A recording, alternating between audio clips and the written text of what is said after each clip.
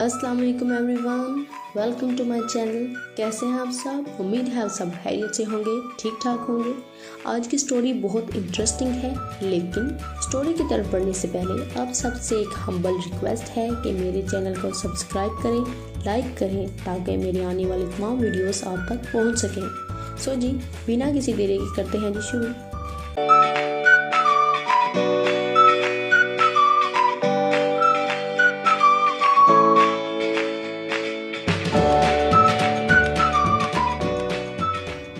जादुई बच्चा।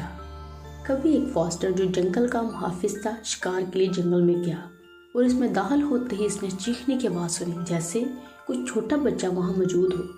इसने आवाज़ का पीछा किया और आखिरकार एक ऊंचे दरख्त के पास आया और इसके ऊपर एक छोटा बच्चा बैठा रो रहा था, क्योंकि माँ बच्चे के साथ दरख्त के नीचे सो गई थी और एक शिकारी परिंदे ने इसे इसके बाजू में देखा था। परिंदा नीचे गया और इससे बच्चा छीन लिया था और इसे एक बहुत बड़े और ऊंचे दरख्त पर रख दिया।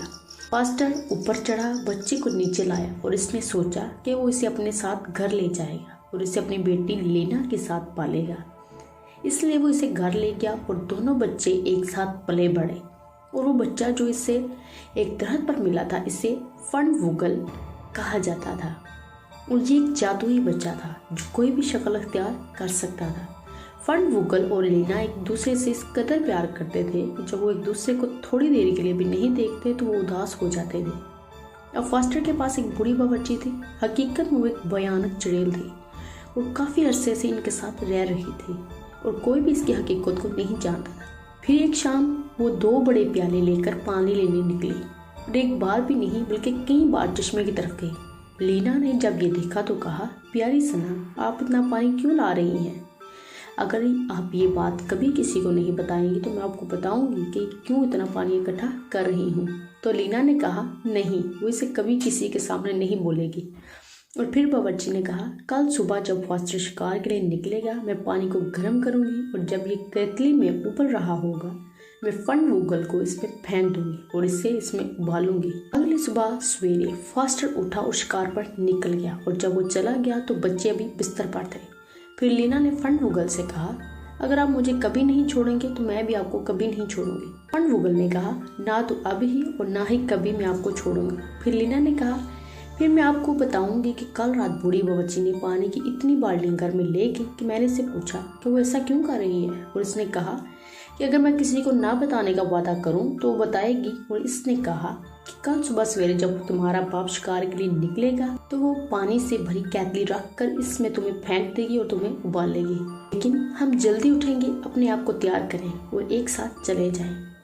इसलिए दोनों बच्चे उठे, जल्दी से कपड़े पहनकर चले गए। जब केतली का पानी उबल रहा था तो बावर्ची फंडवुगल को लाने और इसमें फेंकने के लिए इसके कमरे में चली गई, लेकिन जब वो अंदर आई और बिस्तरों पर गई तो दोनों बच्चे गायब थे। फिर वो बहुत घबरा गई और इसने अपने आप से कहा, मैं अब क्या कहूँगी जब फास्टर घर आए और देखे कि बच्चे कहाँ चले गए हैं।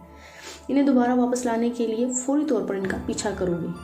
फिर बूढ़ी बावर्ची ने इनके बाद 3 नौकर भेजे जो तेज़ी से भाग गए थे ताकि बच्चों को पीछे से पकड़ सकें। ताहम बच्चे जंगल के बाहर बैठे हुए थे और जब उन्होंने दूर से तीनों नौकरों को भागते हुए देखा तो लीना ने फंडवुगल से कहा, अगर आप मुझे नहीं छोड़ेंगे तो मैं कभी भी आपको नहीं छोड़ूंगी। फंडवुगल ने कहा, ना ही अब, ना ही कभी। फिर लीना ने कहा, तुम गुलाब का पौधा बन जा और मैं इस पर गुलाब हूँ। जब तीनों नौकर जंगल में आए तो वहाँ गुलाब के पौधे के सिवा कुछ नहीं था और इस पर एक गुलाब था, लेकिन बच्चे कहीं नहीं थे। फिर उन्होंने कहा, यहाँ कुछ नहीं है और वो घर की और बूढ़ी बावर्ची को बताया कि उन्होंने जंगल में कुछ नहीं देखा बल्कि एक छोटी सी गुलाब की झाड़ी है जिस पर एक गुलाब है। फिर बूढ़ी बावर्ची ने डांट कर कहा, तुम गधो, तुम्हें गुलाब की झाड़ी को 2 हिस्सों में काटकर गुलाब को तोड़कर अपने साथ घर ले जाना चाहिए था। जाओ और इसे लेकर आओ। इसलिए इन्हें बाहर जाकर दूसरी बार तलाश करना पड़ा। ताहम बच्चों ने इन्हें दूर से आते देख लिया था। फिर लीना ने कहा, फंडवुगल, अगर आप मुझे ना छोड़ेंगे तो मैं भी आपको कभी नहीं छोड़ूंगी। फंडवुगल ने कहा, ना ही अब और ना ही कभी।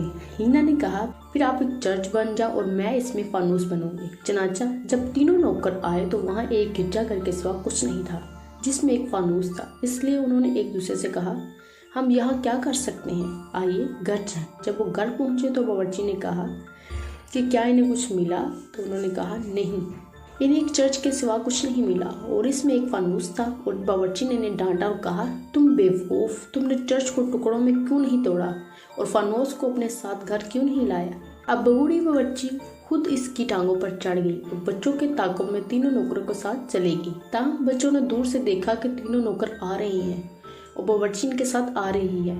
फिर लीना ने कहा, फंडवुगल, अगर आप मुझे कभी नहीं छोड़ेंगे तो मैं भी आपको कभी नहीं छोड़ूंगी। फिर फंडवुगल ने कहा, ना ही अब और ना ही कभी। लीना ने कहा, आप एक मछली का तालाब बन जाओ और मैं इस पर बतख बनूंगी। बावर्ची जब उनके पास आई और जब इसने तालाब को देखा तो इसके पास लेट गई और इसे पीने ही वाली थी कि एक बतख तेजी से तैर कर इसके पास पहुंची। बतख ने बूढ़ी बावर्ची का सर अपनी चोंच में पकड़ लिया और इसे पानी में खींच लिया और वहाँ बूढ़ी चड़ेल डूब गई। फिर बच्चे एक साथ घर गए और दिल से खुश हुए और खुशी खुशी साथ जिंदगी गुजारने लगे। कैसी लगी आपको आज की स्टोरी? उम्मीद है आपको पसंद आई होगी। अगर आपको पसंद आई है तो कमेंट सेक्शन में अपनी राय का इज़हार ज़रूर करें और ये भी बताएं कि मज़ीद आप किस तरह की स्टोरीज़ पढ़ना चाहते हैं। मिलते हैं लेकिन नेक्स्ट वीडियो में, तब तक के लिए अल्लाह हाफिज़।